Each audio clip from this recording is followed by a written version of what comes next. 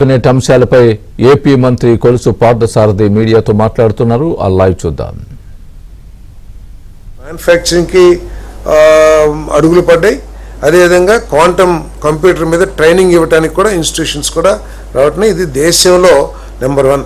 నాకు తెలిసి కేంద్ర ప్రభుత్వం క్వాంటమ్ కోసం ఒక 1 lakh ఫండ్ పెడితే ఈ రోజు వరకు కూడా ఏ ఒక్క రాష్ట్రం కూడా దాని నుంచి డ్రా చేయలేకపోయారు. బట్ మన రాష్ట్రం చంద్రబాబు నాయుడు గారి నాయకత్వంలో క్వాంటమ్ వ్యాలీని ఏర్పాటు చేయడమే కాకుండా క్వాంటమ్ కంప్యూటర్ కూడా ఈ సంవత్సరం ఎండింగ్కు ఎప్పుడో వస్తుంది.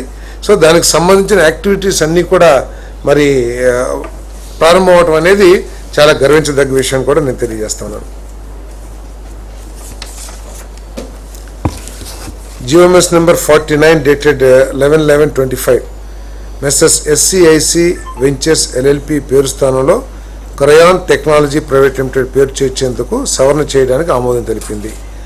AP electronic component manufacturing policy 4O కింద ప్రాజెక్టు ఆమోదం పొందిన GMS నెంబర్ 60లో క్రయాన్ టెక్నాలజీ ప్రైవేట్ లిమిటెడ్ పేరు స్థానంలో SCIC వెంచర్స్ LLP పేరు చేర్చేందుకు సవరణ చేయడానికి ఆమోదం తెలిపింది. అంటే వాళ్ళు ఇంటర్నల్ రిక్వైర్మెంట్ కోసం వాళ్ళు రిక్వెస్ట్ చేశారు, దాన్ని ఆమోదించడం జరిగింది.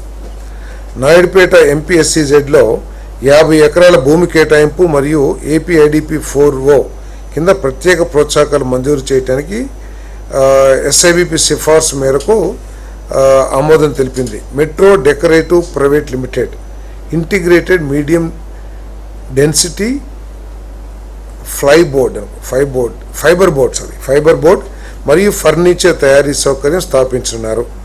1032 కోట్ల పెట్టుబడి మరియు దాదాపు 400 మందికి ఉపాధి కల్పన సామర్థ్యం.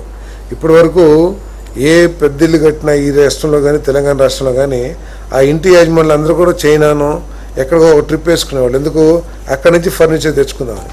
బట్ మన రాష్ట్రంలోనే ఇండియాలో అన్ని రాష్ట్రాలు కూడా వచ్చే విధంగా ఇక్కడ మీడియం డెన్సిటీ ఫైబర్ బోర్డ్ అదేవిధంగా ఫర్నిచర్ మ్యానుఫ్యాక్చరింగ్కి 1000 కోట్ల పెట్టుబడితో ఫ్యాక్టరీ పెట్టబడుతుంది.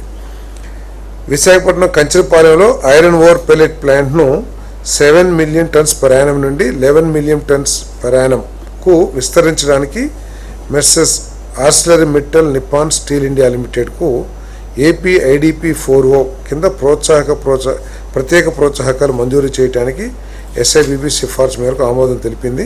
1400 కోట్ల రూపాయల పెట్టుబడి, 250 ప్రత్యేక ఉద్యోగ అవకాశాలు, 510 మందికి పరోక్ష ఉద్యోగ అవకాశాలు కల్పించబడుతుంది.